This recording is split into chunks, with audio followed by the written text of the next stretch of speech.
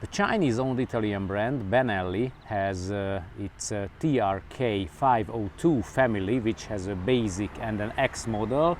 You can find the review, both of them, on our channel. And for 2019 came the smaller brother of these models. This is the TRK 251, which is a smaller motorbike, but for me, honestly, it is really very surprising.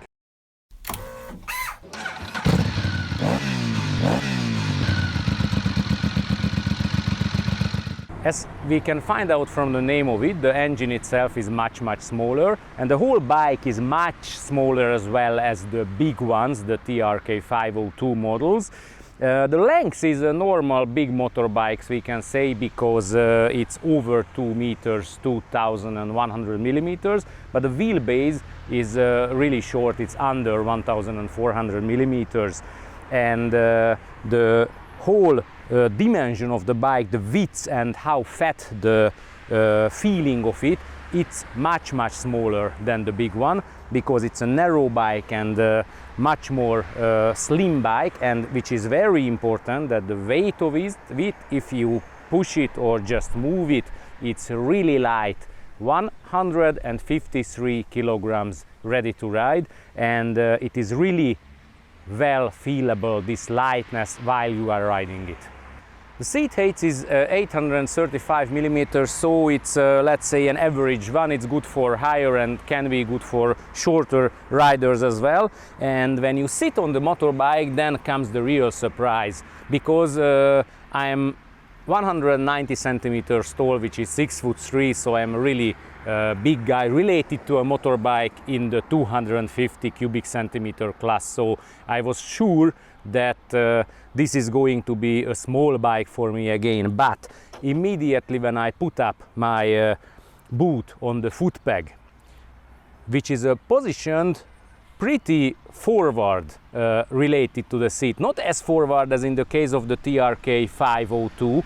I think that is more forward than this one, but even like this, it gives a really good knee angle even for my very long feet, and the handlebar is curved pretty high, and the position of the throttle and the whole handlebar is extremely good. I'm sitting absolutely straight, very comfortable, very relaxed, and the whole rideability and the whole riding pleasure of the bike is extremely surprising. The engine is an absolutely basic or average one in its category. It's a 250 cubic centimeter single cylinder, liquid cooled, and the maximum power output is 24.5 brake horsepower, and the maximum torque is 21 Newton meters. So the movability of the whole motorbike is, let's say, absolutely average. With my 100 kilos body weight and body sizes, the maximum speed on flat asphalt was 138 kilometers per hour, which is, I think, absolutely sufficient from this class. And the normal riding speed of it is 110, 120 kilometers per hour, and there the RPM shows 7,500, so it's really nice and well rideable. Of course, there are vibrations, as a single cylinder bike always has a vibration, but they are not extremely high, so absolutely nice to ride with it. And one more thing about the engine, that the exhaust pipe is, at least in the 21st century, a Euro 4 motorbike's factory exhaust pipe is looking normally, not too fat, looking nice material. There is a big enough hole at the end of it, and the sound of it is totally good. So while you are riding and pulling a throttle, let's say at 100 kilometers per hour, if once the acceleration is not going to be huge, then you can hear the nice sound of the motorbike clearly. Let's speak about other strong parts of the motorbike. The first suspension are two telescopic forks. The width of them is 41 millimeters and they are upside down. And first I was riding with the motorbike and only afterwards read the data of it. And I was really surprised about that the travel of the front telescopic forks are only 120 millimeters. As the whole bike behaves, the comfort of the telescopes, I thought that it was longer. Honestly, only when there are very big positive bumps on the asphalt, then you can feel it with your hands. And even while riding in a curve and the road is a little bit bumpy, the bike is keeping the line really nice. In the first wheel, or on the first wheel, we find disc brake. The diameter is 280 millimeters, and there is a 4-piston caliper on it, of course with ABS. When I started to ride with the bike, it was not really working too nice, but after several emergency brakings, now it is working nice together, and now the efficiency of the braking is good enough. And if we walk to the rear section of the motorbike, then in the rear we can find a central suspension unit. You can change the preload of it only with instruments. So, and I think, as I can see, the position of it is not really good, so I don't think that it can be changed pretty easily. And on the rear wheel we find the 240 millimeter disc brake and the 1-piston caliper. And which is also interesting, that the rear brakes pedal is extremely big, really an extremely huge one, which is a good thing, because when you move above it, then it is not possible that you do not step on it or only beside it or something like this. The dashboard is a full digital one. We can see the gear indicator in the upper corner.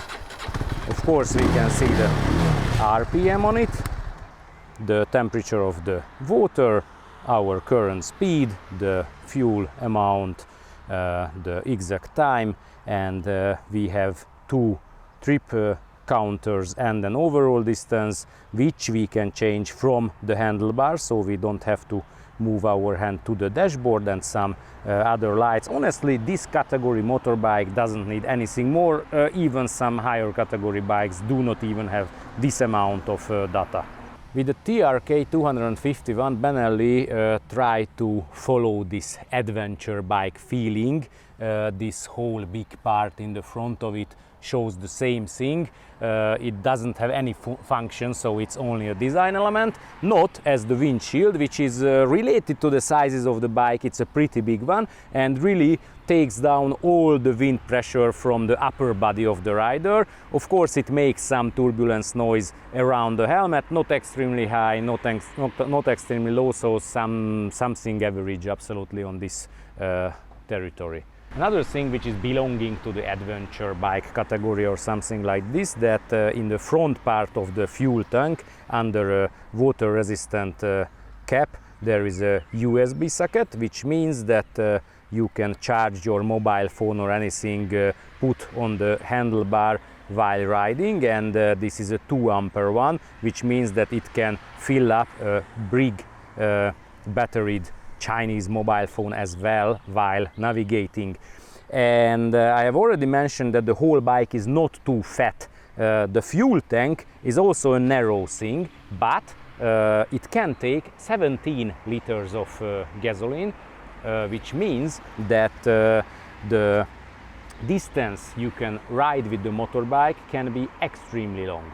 So all in all, we can say that the new Benelli TRK 251 is a really well manufactured motorbike, because it's very comfortable, it's very easy and very funny to ride with it. So it's a really pleasure, the whole riding with this motorbike, and the price of it is extremely low. So if you relate it to its close rivals, then you will find a huge difference in between the prices. So if you want to buy something from this category, it's really sure that it's worth to check out the new Benelli TRK 251 adventure bike. If you liked our review, please push a thumb up for it. If you donate our work, you can find the link of it under the video. then we will send all of our films before their publicity to you. If you didn't do it so far, please subscribe for our channel and watch our previous films and reviews as well. Thank you very much for your attention.